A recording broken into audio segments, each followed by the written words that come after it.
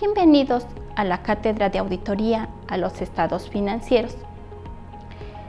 Para tener conocimiento de la auditoría de los estados financieros es necesario abordar la NIA 230, representando la responsabilidad del auditor en la preparación de la documentación necesaria para la auditoría de los estados financieros. La documentación de la auditoría debe de cumplir con los requisitos establecidos en la NIA y requisitos legales y las regulaciones aplicables que provee la evidencia sobre lo que pasó basado el auditor para su dictamen. Con base a esta documentación, el equipo de trabajo puede 1. Plantear y desempeñar la auditoría. 3. Dirigir y supervisar el trabajo del auditor, teniendo en cuenta el sistema de control de calidad, realizando las revisiones e inspecciones necesarias. Las inspecciones externas de acuerdo a las regulaciones establecidas. Además, la documentación facilita la presentación del trabajo del equipo de trabajo del auditor y le permite llevar un registro de los asuntos importantes y la información útil para el desarrollo de la auditoría futura. Siempre cuando se elabora la documentación de la auditoría es necesario tener un archivo de auditoría. Este archivo puede ser un medio magnético o físico, electrónico, en donde cuenten toda la documentación de la auditoría. La documentación de la auditoría es muy importante, ya que en esta se va a basar las opiniones que va a sustentar el auditor en el informe. La documentación debe ser suficiente y apropiada para que puedan entender la naturaleza y extensión de los procedimientos de auditoría que se van a llevar a cabo al realizar una auditoría financiera. De esta manera se obtendrán resultados y evidencia de auditoría sobre los asuntos importantes, las conclusiones y juicios profesionales alcanzados para cumplir con la NIA y demás normas de requisitos legales relevantes. Es importante que esta documentación sea suficiente y apropiada para documentar el trabajo completo del auditor. El auditor debe contemplar y compilar el archivo final, los documentos de la auditoría de manera oportuna después del dictamen de auditoría. En el caso de que el auditor juzgue necesario modificar o añadir documentación después de la compilación, esta deberá documentar sus razones específicas y cuándo y por qué se hicieron y quién lo realizó. El tiempo establecido para la compilación, de acuerdo con la NIC 1 y las normas relevantes, es de 60 días después del dictamen de auditoría. Este es un proceso administrativo y no implica procedimientos de auditoría. De la misma manera, se requiere la firma retenga la documentación del trabajo de auditoría realizado de todas las empresas por un periodo mínimo de 5 años a partir de la fecha del dictamen de la auditoría. Ahora tenemos ejemplos de documentación de auditoría que se obtienen a lo largo de la elaboración de las auditorías. Tenemos dos tipos de documentación interna y documentación externa. Al hablar de documentación interna, son todos los papeles de trabajo que plantea el auditor para poder llevar a cabo la auditoría, como son los planes de auditoría, las actas generales de comunicación al gobierno corporativo, los comprobantes de contabilidad, análisis de los datos, el conteo físico de las verificaciones que se hicieron de inventarios o de cualquier otra cuenta. Y como documentación externa tenemos las correspondencia recibida ya sea por bancos o proveedores, abogados. También tenemos la recibida de bancos. Otro documento externo que también usualmente se usa en la elaboración de la auditoría son la anotación de asuntos tratados en las reuniones con terceras personas. También la información estadística y gubernamental y la investigación que se realiza a lo largo de la toma de la evidencia. La documentación de la auditoría debe de ser clara, concisa y precisa, explícita, de tal forma que facilite llegar a una conclusión, para lo que podemos tomar las siguientes consideraciones. 1. Cada papel de trabajo incluye una descripción de la naturaleza, oportunidad y extensión de los procedimientos realizados en auditoría. 2. Se incluirá los resultados de los procedimientos y la evidencia de la auditoría obtenida. 3. La documentación de los asuntos importantes y las conclusiones alcanzadas. 4. Los riesgos identificados de representación errónea de la información financiera de la auditoría. Y 5. La metodología y las herramientas que se utiliza en el trabajo de la auditoría. Las partes o selecciones que debe de contener un papel de trabajo son: 1. El encabezado. En el encabezado nosotros vamos a encontrar el nombre de la firma, el nombre del cliente, el nombre del auditor, sus iniciales y su rol, el área de la auditoría, la fecha de corte y la fecha de la elaboración. 2. El objetivo de la auditoría. 3. Los procedimientos a desarrollar. 4. Los resultados o evidencia obtenida. Y finalmente 5. Las conclusiones.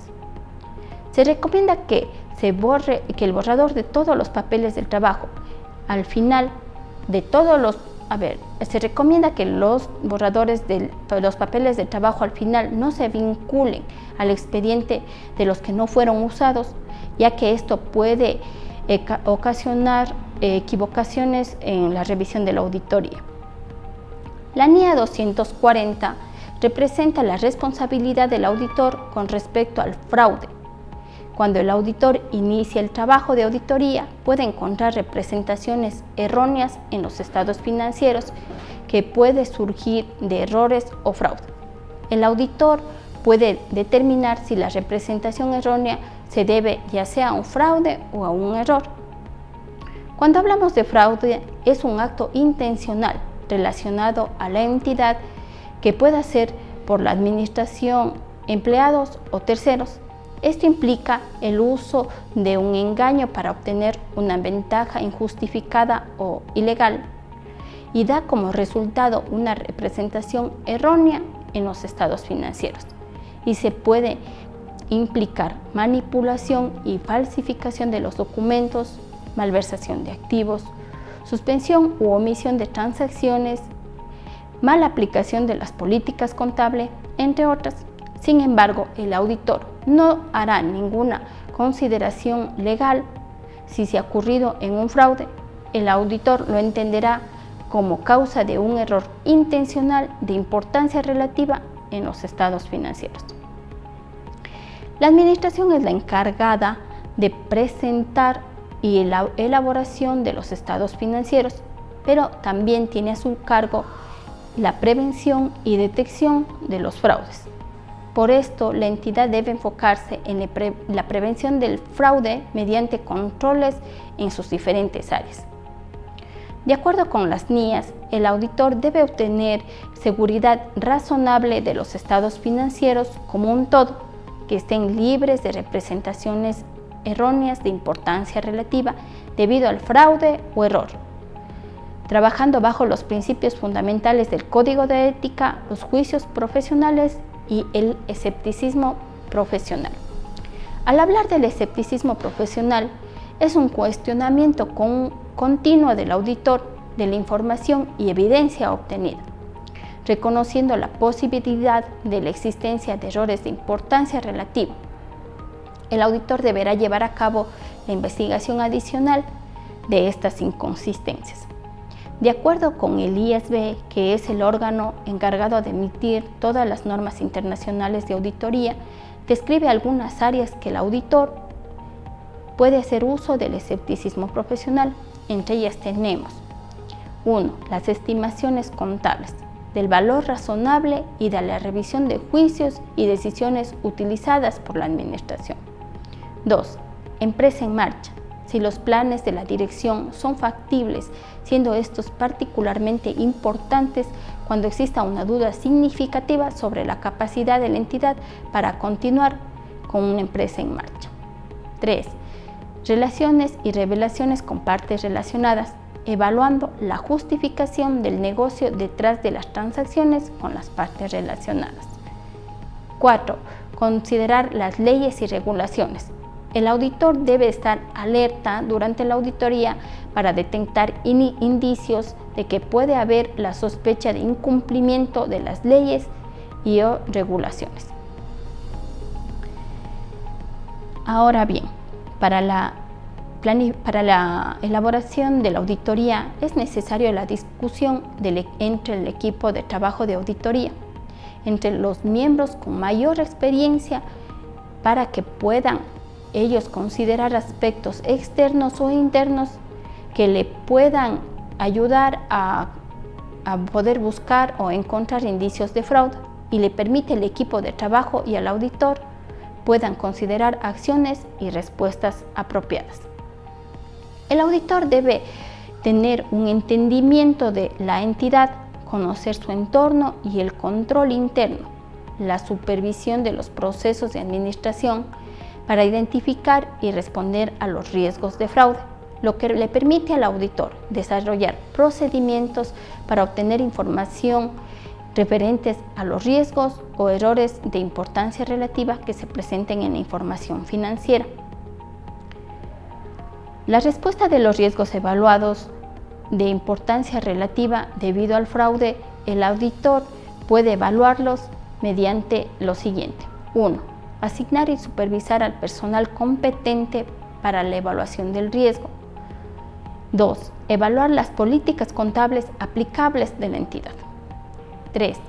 Evaluar el juicio o supuestos que hace la administración e influyan en las estimaciones contables importantes de los estados financieros.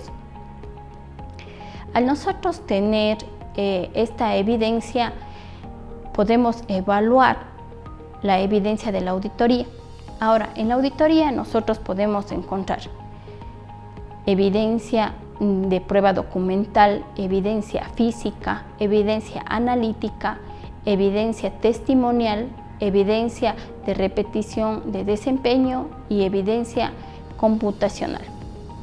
Los procedimientos de auditoría para la recolección de información son la inspección documental, el examen físico, la confirmación, la observación, la investigación, procedimientos analíticos, nueva ejecución de la auditoría y las técnicas de auditoría. Tenemos que verificar la fiabilidad de la evidencia obtenida. La evidencia tiene que ser objetiva e independiente, tiene que ser oportuna, tiene que mantener los controles internos, también debe de contar con pruebas documentales, también con el conocimiento directo del auditor y la coherencia y colaboración. La NIA 265 presenta la responsabilidad del auditor de comunicar oportunamente y apropiadamente a los encargados del gobierno corporativo y administración de las deficiencias encontradas en el control interno durante el desarrollo de la auditoría a los estados financieros. Para esto, el auditor debe tener un conocimiento claro del control interno de la entidad, para que al momento de evaluar los riesgos de representaciones erróneas se apliquen los procedimientos de auditoría apropiados. Esto no significa que el auditor dará una opinión sobre la efectividad del control interno, sino que comunicará las deficiencias que se presentaron durante las etapas de la auditoría. Ahora tenemos que identificar cuáles son las deficiencias de control interno. Estas son las fallas en el diseño de implementación en el sistema de control que afectan la capacidad de prevenir y detectar oportunamente los errores en los estados financieros, que permita hacer las correcciones a tiempo.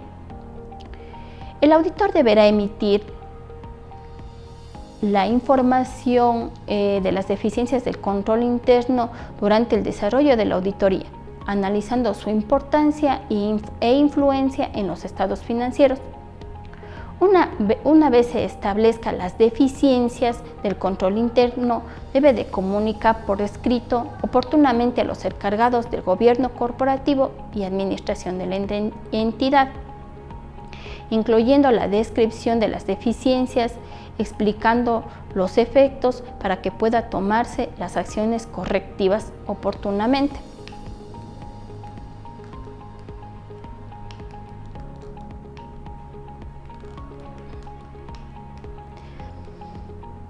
Ahora bien, vamos a ver qué nomás se debe de comunicar dentro de las deficiencias de control interno encontradas.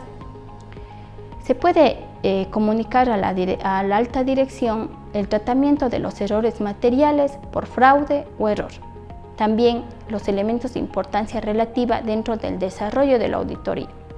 El manejo de la auditoría cuando la entidad tiene una función de auditoría externa, asignación de responsabilidades, los aspectos que puedan influir en el desarrollo de la auditoría, prevención y detección de fraude, resultados de la auditoría con suficiencia y apropiada evidencia, cualquier dificultad que se pueda presentar con las restricciones para el acceso de la información y el retraso del proceso de la auditoría. El auditor debe incluir la documentación, los asuntos importantes que se comunicaron, ya sea de manera verbal o escrita, a los encargados del gobierno corporativo. Esta documentación puede incluir actas que se realicen sobre las discusiones llevadas a cabo, dando un registro apropiado de la comunicación entre el auditor y los encargados del gobierno corporativo. Una vez obtenido la evidencia, podemos abarcar la planificación de la auditoría. La planificación de la auditoría se divide en planificación preliminar y planificación específica. Vamos a hablar de la planificación preliminar. La planificación preliminar tiene como propósito obtener o actualizar la información general sobre la entidad y en las principales actividades, a fin de identificar globalmente las condiciones existentes para la ejecución de la auditoría. La planificación preliminar es un proceso que se inicia para emitir la orden de trabajo de auditoría, cuando la aplicación de un programa general o auditoría culmina con la emisión del requerimiento para conocimiento de la dirección de la unidad de auditoría. Hablaremos ahora de la orden de trabajo. La orden de trabajo contiene 1. El objetivo general de la auditoría, 2. El alcance de la auditoría, 3. Nómina de personal que integra el equipo, 4. Tiempo estimado para la ejecución y 5. Instrucciones específicas para la ejecución. Los elementos de la planificación preliminar son 1. Conocimiento de la entidad, 2. Conocimiento de las principales actividades, operaciones, metas u objetivos a cumplir. 3. Identificar las principales políticas y prácticas contables, presupuestarias, administrativas y de la organización. 4. Análisis general de la información financiera. 5. Determinación de la materialidad e identificación de las cuentas significativas de los estados financieros. 6. Determinar el grado de confiabilidad de la información producida. 7. Comprensión global del desarrollo de la complejidad y grado de dependencia del sistema de información computarizada. 8. Determinación de unidades operativas. 9. Riesgo inherente y ambiente de control. 10. Decisión de la planificación de unidades operativas. 11. Discusiones preliminares para sus componentes y finalmente 12. El enfoque preliminar de la auditoría. ¿Qué logramos con la planificación preliminar? Con la planificación preliminar vamos a tener un conocimiento de un todo de la organización y cuáles son los puntos que tenemos que tomar en cuenta para obtener la evidencia necesaria para poder emitir un dictamen de auditoría basado en la realidad económica de la empresa. Ahora bien, en base a la normativa abordada, por favor, realizar el siguiente cuestionario. 1.